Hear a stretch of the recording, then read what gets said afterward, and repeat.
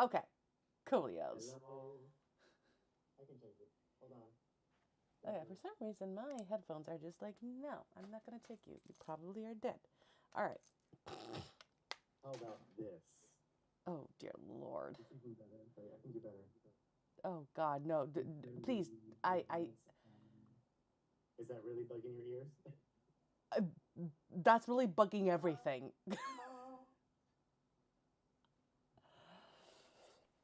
When colleagues are friends and the colleague and friend is trying to kill them. There's nothing better It is thing to do for Halloween. Halloween.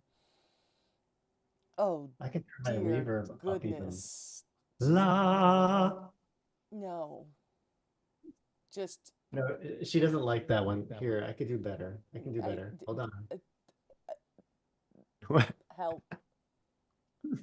I'll just Help. make it sound like there's sort of two of me. I barely can deal with one of you. I know, me too. Oh my god. And also your Hi. Here's my deep voice. Okay, I'll stop it. Wait. someone's having a lot Okay, of are you having effect is fun with your off. new It should toy? sound normal-ish. Wait, why is it still doing that? Also your video is Yeah. off, sir.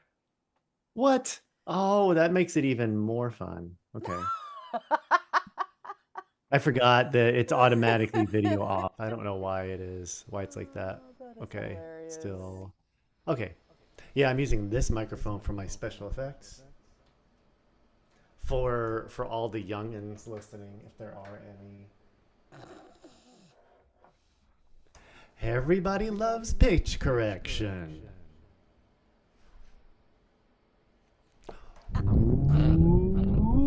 Ooh, it's the best. It's so awesome.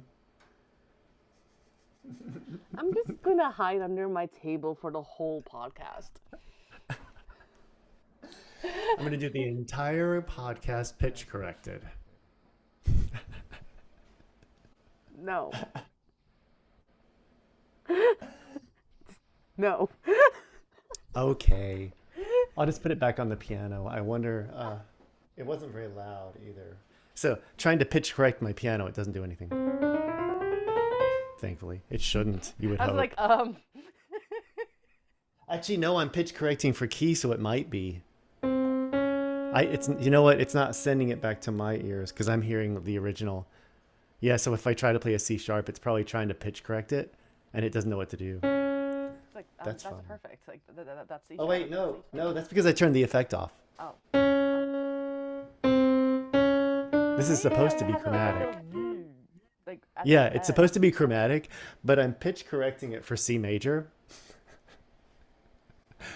So it's pitch correcting my piano. No more candy for you. No more Halloween drugs or whatever you do, and just no more. Okay, effect off. We'll just do normal Halloween. Thank you.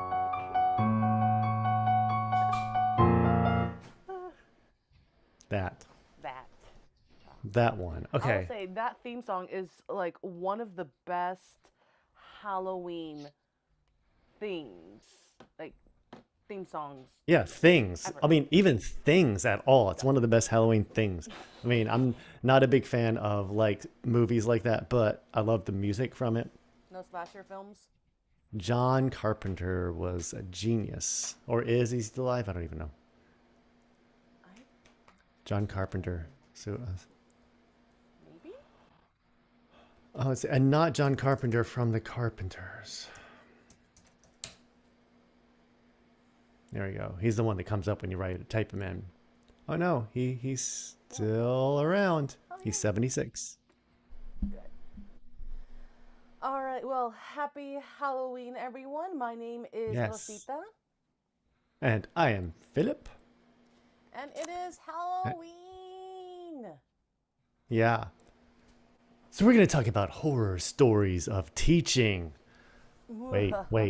I should have some sort of reverb or something.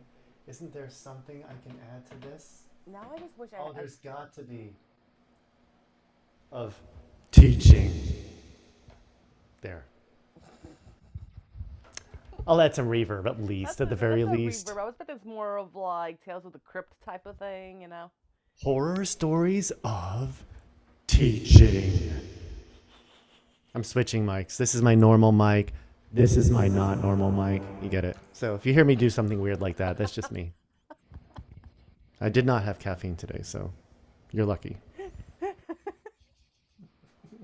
So this is the normal you. Oh yeah, not for the most part. Oh, I didn't dress up yet, unfortunately, everybody. So sorry for that. Didn't it's all happen. good. It is all good. I mean, we can be dressed up as tired teachers. How about that? Like, that is our costume. This, yes. Just, pretend we're like, just asleep as we're talking. Just Just sleep yeah. costume. Online, you can really easily pretend you're asleep but still see everything that's going on. It's great. All right. So yes, we're going to be talking about um, things that can happen and things that have happened and people who have happened. I will say that the one thing about online compared to in-person horror stories is at least there is a certain line that you that can't be crossed because you can always just turn things off. This is very true. Yes. You can at least block the person. You can, have someone like find their IP address and, you know, tell the proper authorities and stuff like Hmm. that, rather than having a drunk student come to your house like at 10 o'clock at night, Yeah. which has happened. Hmm. So Yeah. we're going to be talking about our horror stories from our both online and in person Yeah, because I have a good experiences. in-person one that's not super scary, but I like it. Oh, please share. Tell us. Oh, we want What that. was it? Okay. So I'm just sitting there. It's like, I don't remember. It's like late morning, I think. And then the doorbell rings, and I think it's just like someone selling something or delivering something. And so I open the door, and there's this gigantic man standing there with an Eastern European accent. Very scary person. The guy was like, so I'm like 6 feet tall, and he was like up here and like about this wide. So I was just like, do you teach piano? I don't know. I can't do an Eastern European accent. I apologize. I don't know. But it was like, I was like, yes. I'm thinking, who did I offend and who did they send?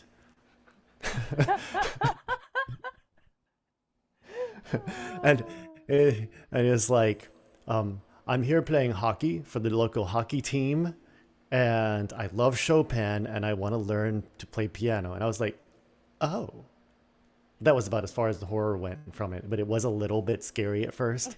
And it was one of the coolest things because he really did just want to learn. He was a hockey player that wanted to learn to play piano. And he already knew a little bit, and he wanted to learn Chopin, Dvorak, people like that.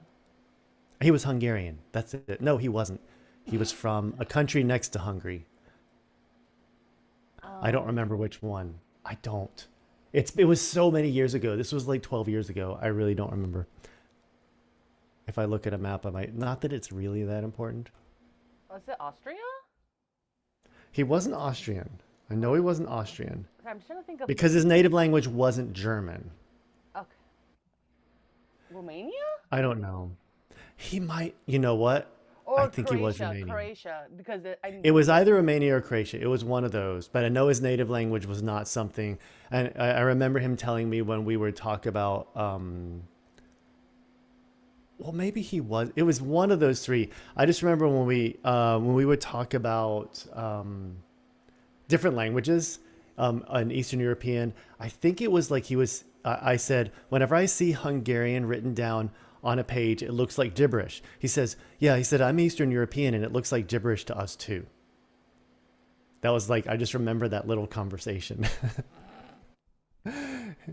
I mean, whatever works. But it was really cool though because it was this gigantic man that wanted to, and eventually it just didn't work out for him, and he had to go back to Europe. And I remember him just not showing up for a lesson one day, and I guess he just was very quickly like just went back to his country because he needed to support his family, and minor league hockey pays less than minimum wage everywhere. It doesn't matter where you live. There are rules that allow minor league sports teams to pay under minimum wage still, That's, unfortunately, or that's in not, most places dude. that bypass, kind of like farm workers. Minor league sports and farm workers are allowed to be paid less than minimum wage. That's another horror story right there. Do you still have reverb on? No. Oh, let me turn this one down.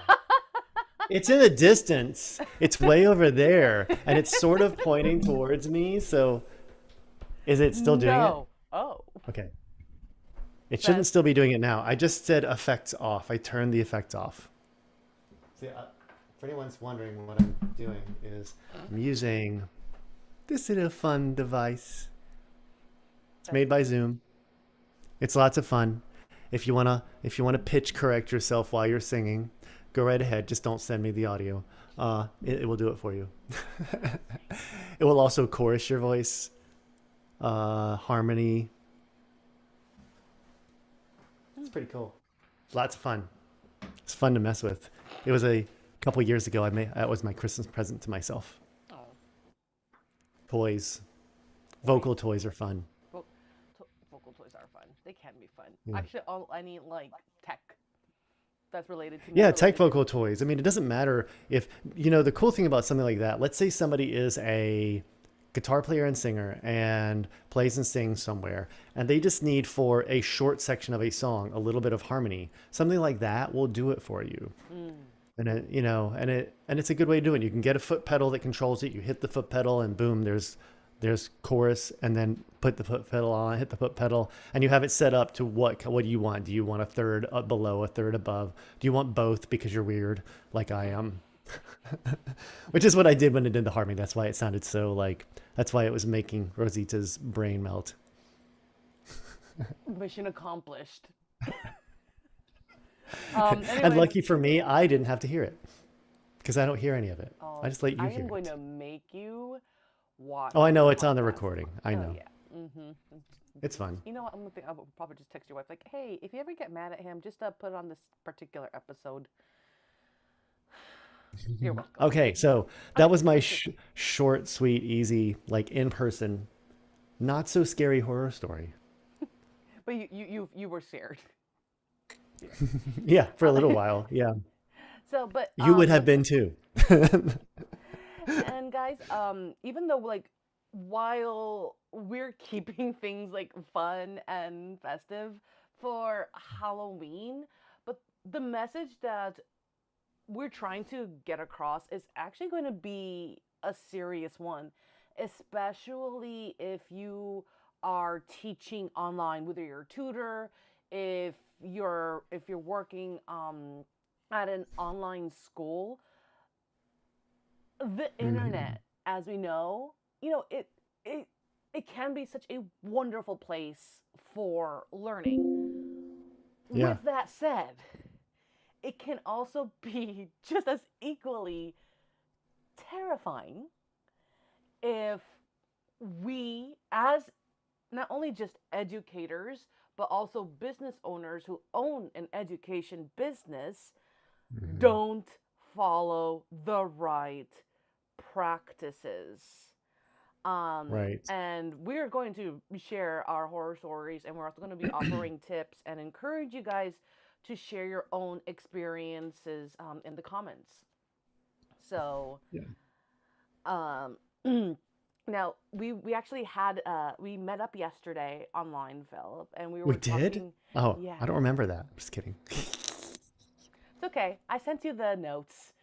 Wait, did I Ah, send you there the were notes? notes. Okay. I don't know. I remember It was I my was twin. going to. I saw the email and then share notes. I don't know if I actually clicked send. Now that I think, I need to check my sent email. It's okay. Anyways, so for those that do not know, Phil and I met through a mutual company, Hmm. and That shall not be named. no, I'd rather say Voldemort. Um, Mhm. and we've we've been, through that company for how long have you been through that company, Phil? 14 years I was with them. 14 years. Yeah. I was there for about, actually almost that long. For Yeah. No, I was there for 15 years. Because you probably started earlier than me on them. Yeah, I Because they're started from California. They were from California, so from people in San California Diego. were on it earlier. Yeah. And I was East Coast. It had only just started getting to the East Coast, or where I was like 14 years ago.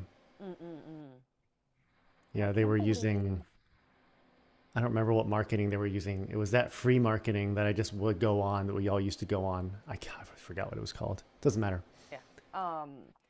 But the things I want to talk about is, like, if you do own a tutoring platform, there are some things that you need to be aware of, not just, as an owner of one, but also as a teacher in one. And Mm. all these things, and with all certainty, with our experiences, I'm sure that you will end up meeting someone that had a similar experience on a different platform. So we're going to be talking about how to tackle and how to, not only just protect ourselves as educators, as owners, but most importantly, learn how to protect our students regardless of age, whether they're a child or an adult. Hmm. So, we had. So I guess I'll start with one. Yeah. Um, so here's our first horror story. So when I first started with this company back in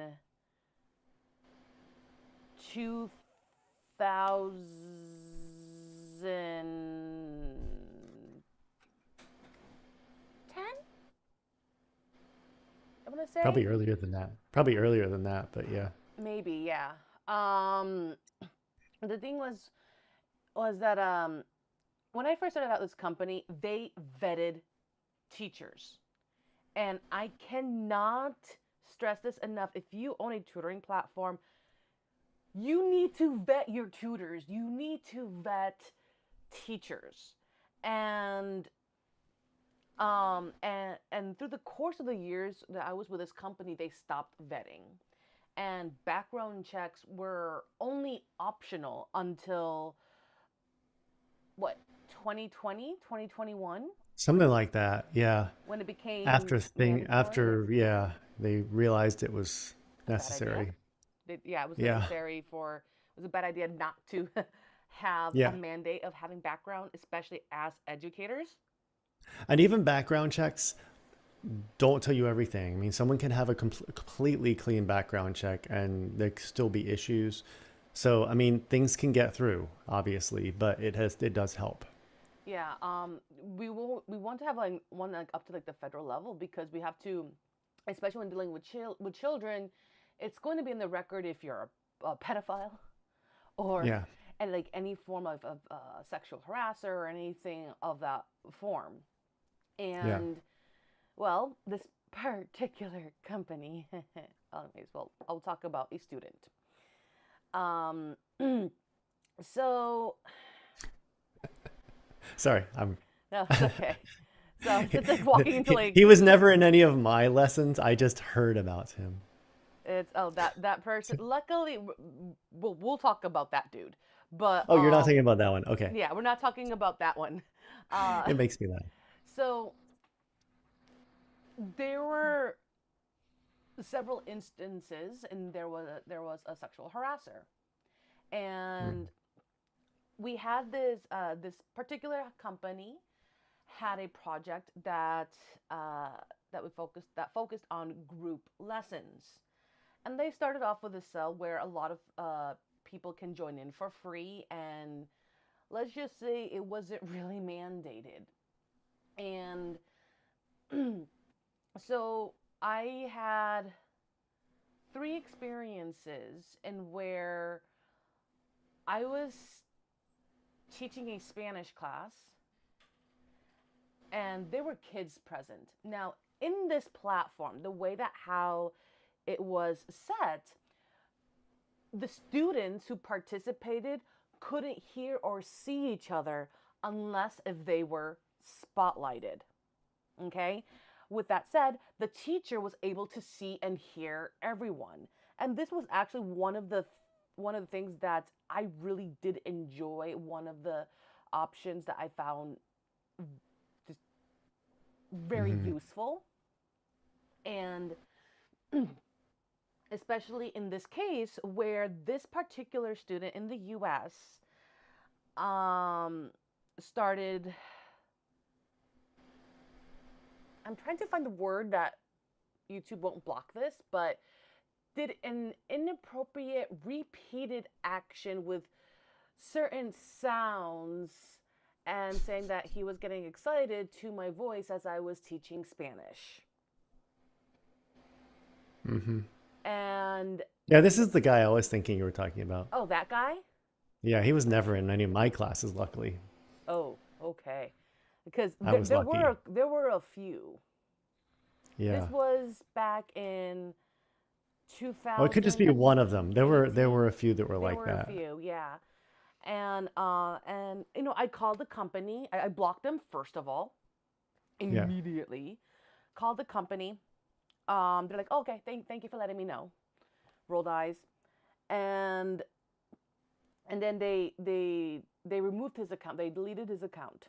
They found who it was, Hmm. just for him to create another email to join back the next day. And of course, I blocked them, and it was like a repeated cycle to the point where one of the employees at that company said, "All right, we're going to get the authorities involved," and they were able to track him through the IP address, and law enforcement was able to handle that person. Now, in the US, as we know, we can track people, which is Hmm. creepy to say out loud. But like in this case, it's also kind of it's kind of relieving Yeah, at it's the good. same time. Except that when you get the really tech savvy creeps, Hmm. they can't be tracked. I don't care who you are. There's no way you can track them. Because Yeah. you'll look them up. You'll be like, we're going to track them. They are in, wait, they're in Siberia? Wait, but how? No, they're not. They're just using a VPN. And there's no way you're ever going to track them. Yeah. And And they can and they can hide it really easy, unfortunately. and but for those that can find the IP address, they can block IP addresses. Yeah. Well, like you said, especially for the tech savvy ones, they can get like a VPN or something and say that they're in this particular place at that time, and you never Hmm. know where they are. Yeah. So and that leads me to a second incident that had happened, and Mhm. this one was even worse. Like he even followed me through my Zoom too. Oh. So it was those times in where the platform crashed. So Mm. I had to use my Zoom accounts. And this particular harasser was from international waters. Mm. And of course, that makes it more difficult for tracking someone down here in the US. And of course, when I contacted the tutoring platform, uh, the support team, they tried blocking his ID, IP address, but again, he kept on coming back, not once, but not twice, but 7 times. Mm. And honestly, for me, and I love teaching internationally, but this is like one of the things that you have to subconsciously expect when you are expanding with international waters. Heck, yeah, this is something you have to subconsciously expect when you're teaching in your national waters. Especially when you're teaching groups. When you're Yes. teaching individuals, then it's easy. You block them, they're not going to come back and pay you for another lesson just so that they can creep on you. I Yeah. mean, that's that would be odd. They're wanting to do these things for free. They're wanting, um, and that leads to I have like one thing that I feel like does help a little bit with your cyber safety. Like, so a couple things when you're teaching a group class. One is if you're teaching group classes, don't use the same. If you're using Zoom, the same Zoom like address every single time. For each group of classes, you can use the same address, but change it each time. I've been known to be bad about doing that, and I know just once you're done with the group of classes, delete that and create a new one. It does make a huge difference because they're not going to just re-find you. And if you're teaching a group class, if you're teaching, say, a free class, that free class should be everybody's mics and video off unless you know who they are. Automatic. Like they're not allowed to just for your own and theirs and your other students' safety. If you're charging enough money for people to come into a class, it's very unlikely that you're going to get that kind of person. Hmm. So you want to make sure that you're doing the simple thing of charge for your class. Make sure you charge enough. Don't make it like $2. Don't make it, make it cost something for people to actually come in. It really, and not just for the business side, but like for the safety side, by charging someone, you are minimizing the risk of encountering Hmm. um, a certain group of people. Not Yeah, and because you saying also that is have their going to information. eradicate that completely, no, but it will Yeah. reduce that risk. Well, and partly because you have their information, you have their real information, unless they've stolen someone's credit card and are using someone else's ID, and then you have their name, you have their real name, you have their credit information. All of that does help with your own security by just having that stuff. Yeah. And also, that brings me to some of the cyber safety benefits that Zoom specifically offers, and something that you should utilize. Let's talk about harassment. Mm. So, with all of the platforms that are similar to Zoom, you can remove or block the harasser. So, if someone is being inappropriate, you know, like drawing inappropriate things on your whiteboard, which that reminds me, disable your whiteboard from other people using it unless if you're specifically giving permission to a particular student, and then you can remove it. Yeah. But if someone is being inappropriate or harassing you or others in that call, you can immediately remove them. Zoom allows hosts to eject participants from a meeting. And once removed, they cannot rejoin unless allowed. Yeah. Also, um, there's there's a Zoom team. I think it's called the Zoom's Trust and Safety Team. So if you do experience any form of inappropriate behavior or harassment, you can report the participant directly to that team. And this feature also is available in the security options for the host. And it can help Mhm. Zoom investigate and take appropriate action. Which reminds me, yeah, if you're going, when you're creating your Zoom meeting for a group class or group meeting, make sure to look through all of the options that are there. There's a lot of great options. Sometimes you might need one for one class, but not for another.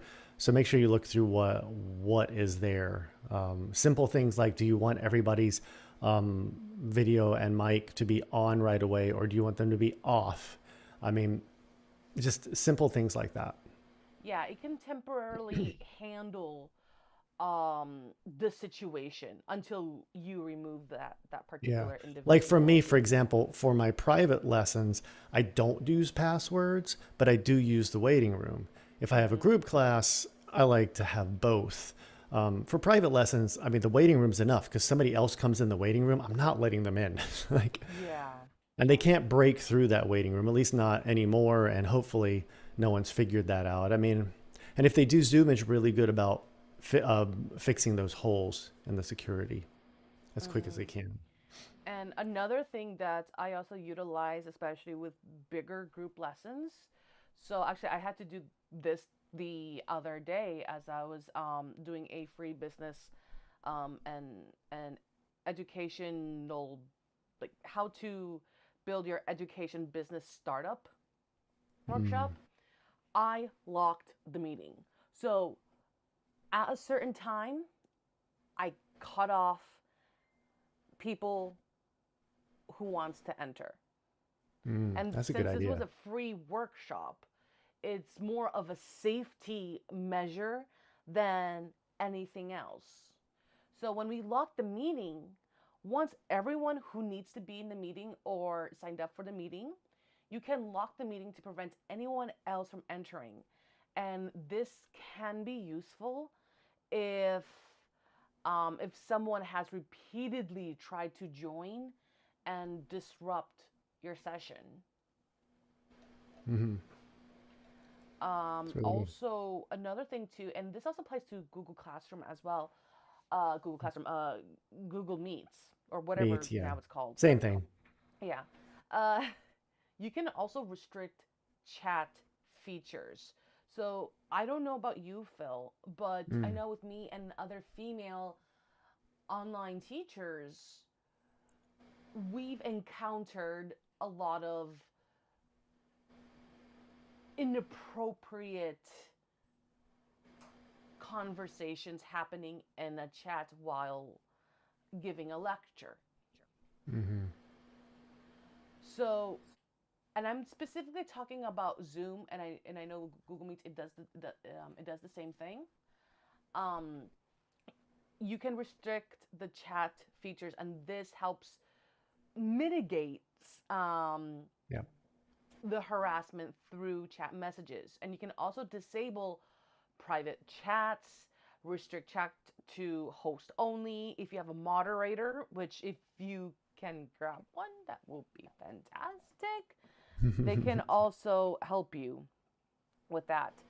Um, and Yeah, if you have a really big meeting, you need somebody to help you. Someone that's just watching the chat, and keeping track of that for multiple reasons, so that someone asks the question, you don't miss it, and if somebody does something says something inappropriate, you don't miss that either. yeah, and and also like of course certain features there's some that you will need to utilize more often than other types because it really depends on are you giving a one-on-one lesson, are you giving a class to say a couple hundred on Zoom, which Mm. if you are at that mark, yay. Yeah. That's amazing. Good on you. It depends on the size of your class. The bigger the size of your class, the more um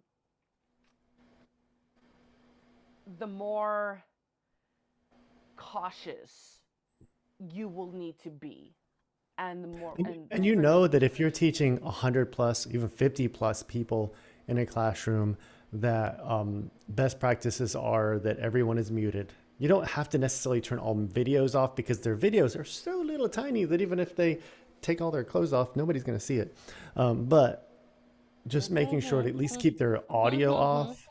Because you're Well, not yeah, you're but sometimes you have to see, like, it's depending on what you're teaching, you need to see, not the person, you need to see, like, the people's faces to make yes, sure, like, the you're person's engaged. faces, the um And okay. just keeping the audio off and letting them know that you either turn the chat off or you have a moderator for the chat and you're not necessarily taking questions. Yeah, and there are ways to if you want to keep it interactive and by asking questions, you can do surveys, you can do polls. There are a lot of things that you can integrate. And now, is it a little bit extra? Yes. But again, as educators, and I don't mean just like the math teachers out there. I'm not or the singing teachers, whatever subjects that you're teaching, whether it be I don't know health insurance or medical how to be a medical assistant 101, any subject that you teach, these are things that we have to keep in mind. Which brings me to something that I don't think this was on our list of things to think about, No, please. but insurance. You like having insurance for yourself. I use something called Simply Business. Um, you don't know what someone isn't going to, what someone might not say you did that caused something negative to them. I'm not saying you did anything inappropriate, but you don't know that they aren't going to say you're a singing teacher and they damage their vocal cords and they blame you because you're the singing teacher and they sue you for it. You have insurance, they will help you to get through that. Hmm. It doesn't matter, even if you say, yeah, but there's no way. If you were following what I did, there's no way this happened. And I've never been sued before. It only takes one time to bankrupt you. It really does if you don't have. And your homeowner's insurance isn't going to cover one penny of any of that. You're going to ask for it and they're going to be like, oh, what happened? Well, I was teaching it. Sorry, we don't cover that. Yeah, it's we something that you need to keep consider is how to protect yourself because Hmm. there are interesting people out Yeah. there to Well, and say the as we least. get bigger and our names get out there more, I have had someone twice recently try to open a credit card, a Chase credit card. I got an email like about this saying, thank you for applying for Chase credit card. I was like, what? No. This is why you keep an eye on your emails because people do that and they hope you don't check the email. And then they get a card and they use it to buy lots of fun stuff for them. So I actually, after that, I did my research for different like security firms. I signed up for one called Aura that seemed to get really, really great reviews. I was looking at LifeLock, but then all the reviews online were like, LifeLock's good, but Aura, so much better. I think it was AOAU. Let me see. I think it's AURA. Let me make sure that's the one. Yeah. Awesome stuff. It immediately locked my credit for me. Like within days, my credit was locked. So it was like no, like with at least one of the bureaus. And I was like, I didn't have to do anything. I was like looking up the what you have to do to lock it yourself. I'm like, this is so painful. I'm never gonna do that. I signed up for this service and they did it for me. Wow. It was super awesome. It's worth the price. And they're almost half the price of LifeLock, and they Oh, get better reviews. Yeah, $10 a month for them to start. good to know. That's very good to Yeah. know. That's actually less than I paid. They're right now, I'm looking it up. Right now, they're $10 a month to start Hey, for up to 5 people, too. Good hmm, stuff, that worth it, especially if you are online a lot and your information is out there. mm-hmm. Definitely do it. Yeah, it's good to know how to protect yourself from just Yeah. online hazards out there.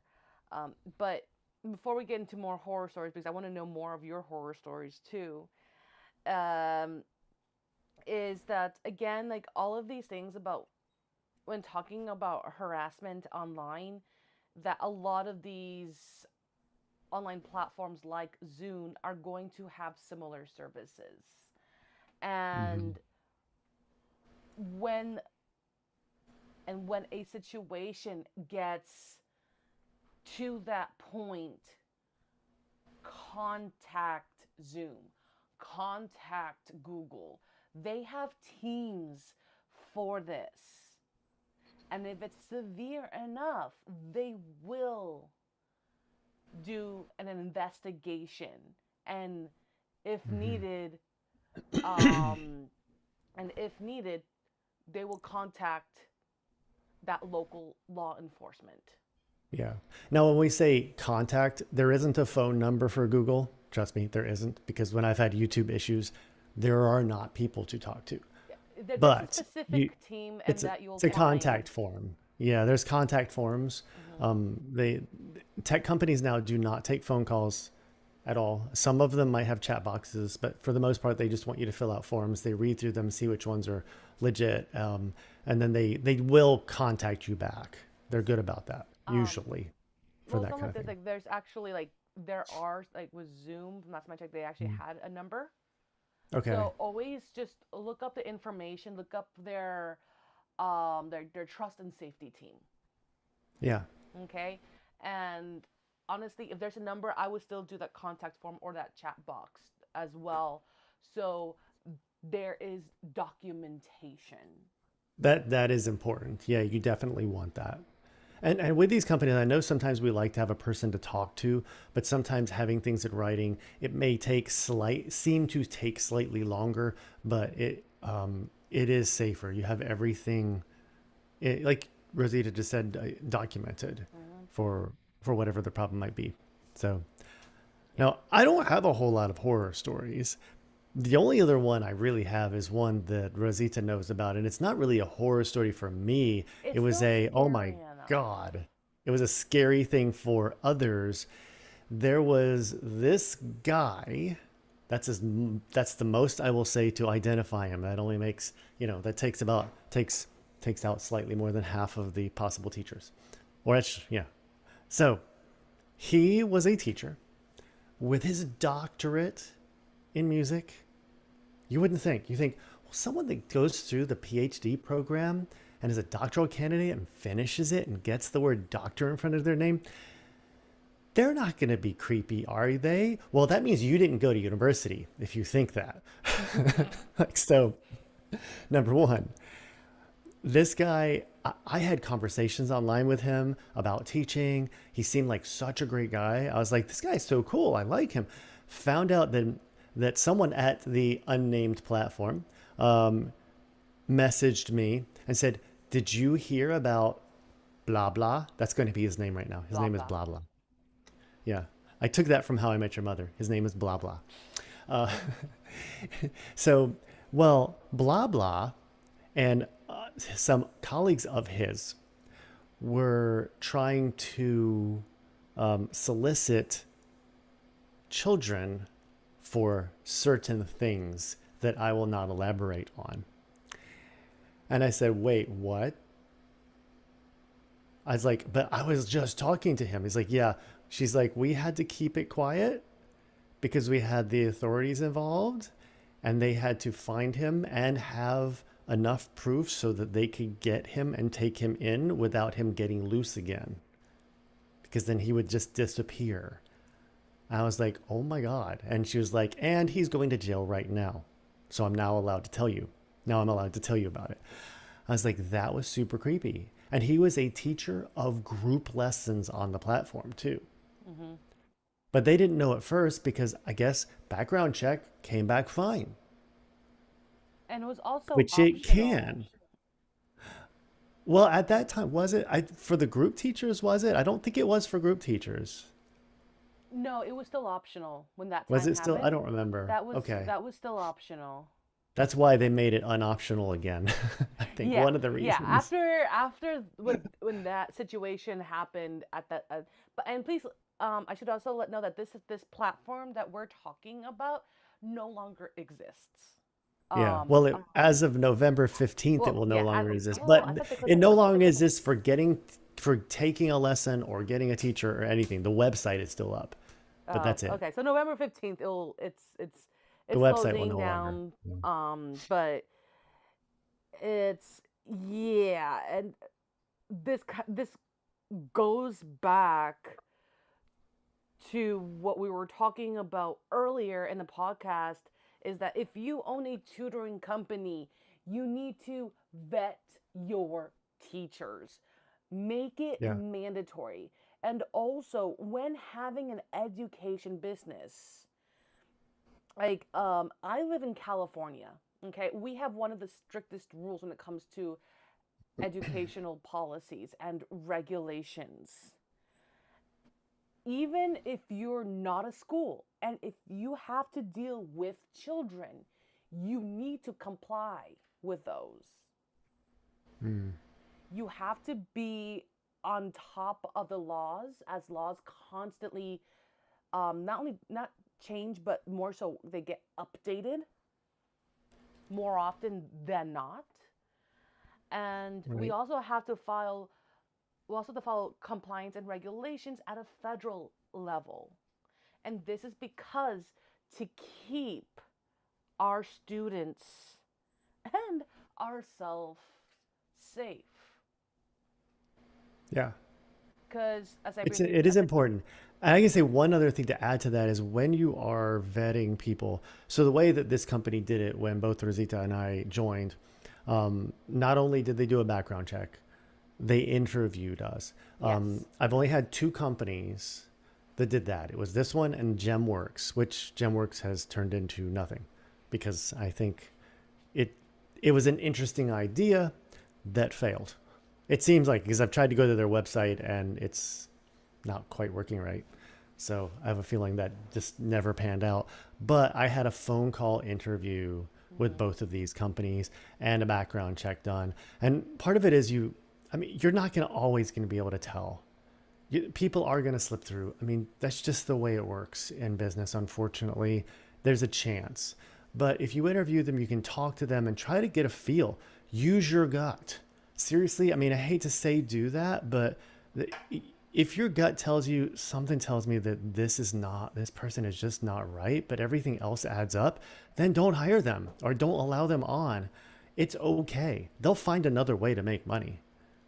But you have to protect you first, not the people you're potentially going to allow teaching on your site. And if I may, Hmm. there are also other things that you can do um, when you're vetting tutors, right? In your business, on top of conducting a background check. One, or rather number two, because background checks would be number one, Hmm. is um, do reference checks. Hmm. It's not just a criminal background check, guys. Have reference check. Contact previous employers, supervisors, clients. Do a comprehensive background check to ensure that they have no criminal record.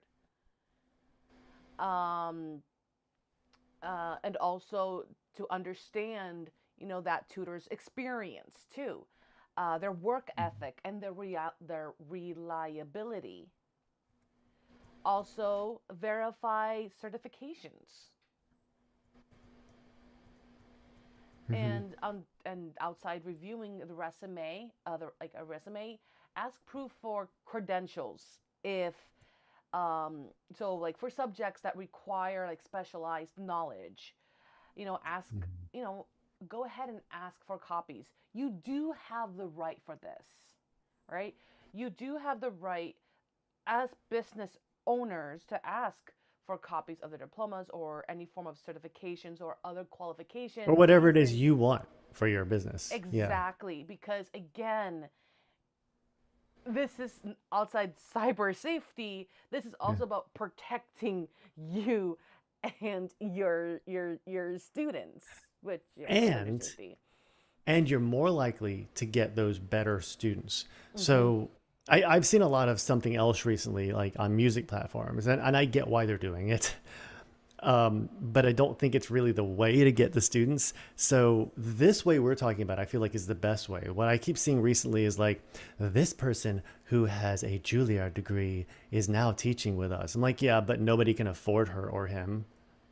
I don't have to look at their price. Because if they're cheap, then they're lying about their Juilliard education. I mean, Unless if they to recently be graduated. honest, I I mean, don't let's care. be real. If they graduated from Juilliard, they are $200 an hour minimum.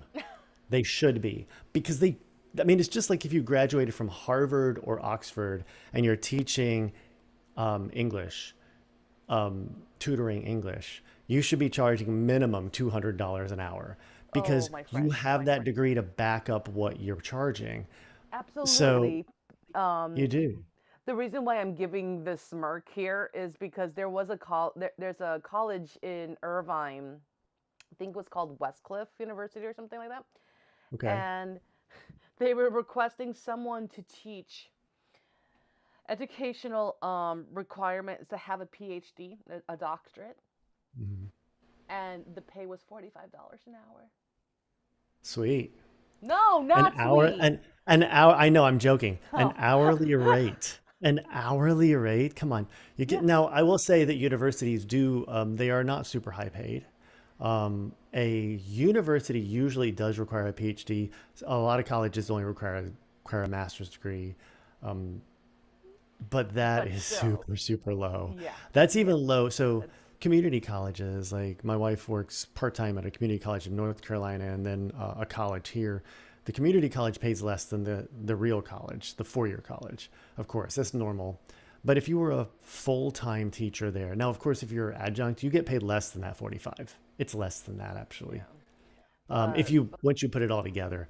But if you're a salary person, you're getting paid 60 to 70 grand a year, which is more than that. or a doctor, like, Yeah. Sorry. So that's why I was giving the smirk because I will Yeah. never forget that job listing. I'm like, It's funny. dude, you. Like Um, nobody is going to take your job. yeah. Uh, That's um, funny. and also too, when keeping in mind is ask for a teaching demonstration. Hmm. There's there's this concept that, oh, if you don't succeed, just teach. Hmm. Yeah. Well, that's silly though. But yeah. Throwing mental chancla. Yeah. You teach because you want to. You don't teach because you have to. If you teach because you have to, you're in the wrong business. That, and also teaching is a skill on its own. You have to know Mhm. how to explain things clearly. There are a set of communication skills that you will need to know how to execute. Mhm. So we want to see if they have clear and effective communication, to ensure that the tutor or the teacher can explain concepts in a way that is easy to understand for students at various levels and or at various ages too. Yeah. And a simple criminal background check, although necessary, but there are indeed additional steps that you guys can take. One of our newer mutual friends uh, just recently started her own tutoring platform. What was Mhm. the name of the platform, Philip? Do you remember? Hold on. Maker Mall. Maker Mall. Yeah. One of the things I I applaud her is that she asks for verification of either a credential or a certification of that particular subject that they are signing up to teach. This is a sign that she is taking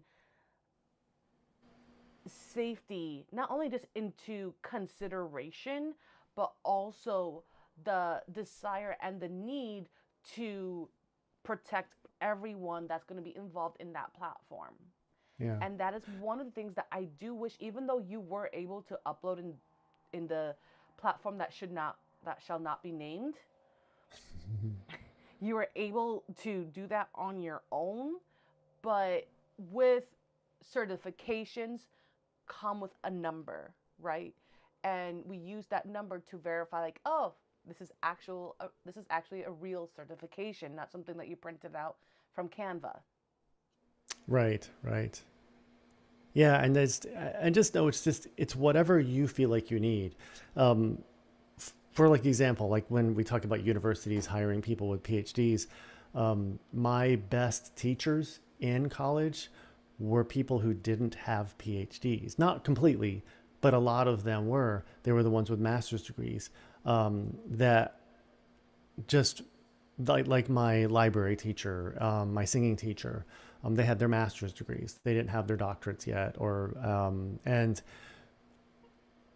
part of what they had though was they had this love for teaching, this drive for teaching, and they also had a ton of experience in the field as well. My singing teacher had sung all around Europe as an opera singer, and then once he was close to 40, he decided to stop singing and settle down somewhere so he didn't was not constantly moving around. I think was his reasoning, not that he couldn't keep singing, and so you don't know, like just more education isn't always better, but you want something, whether it is education, experience, or a combination of those two things. Honestly, I think having the combination of the two things is what will make one a successful tutor and or a successful educator as Yeah, a whole.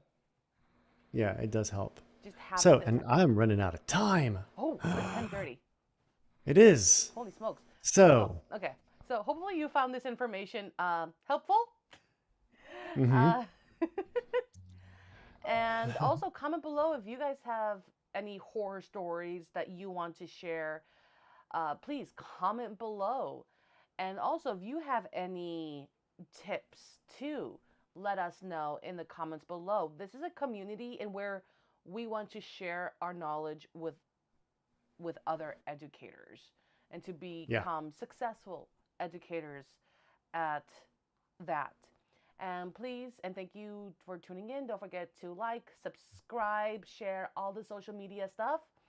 And until next Thursday, we shall see you guys next week.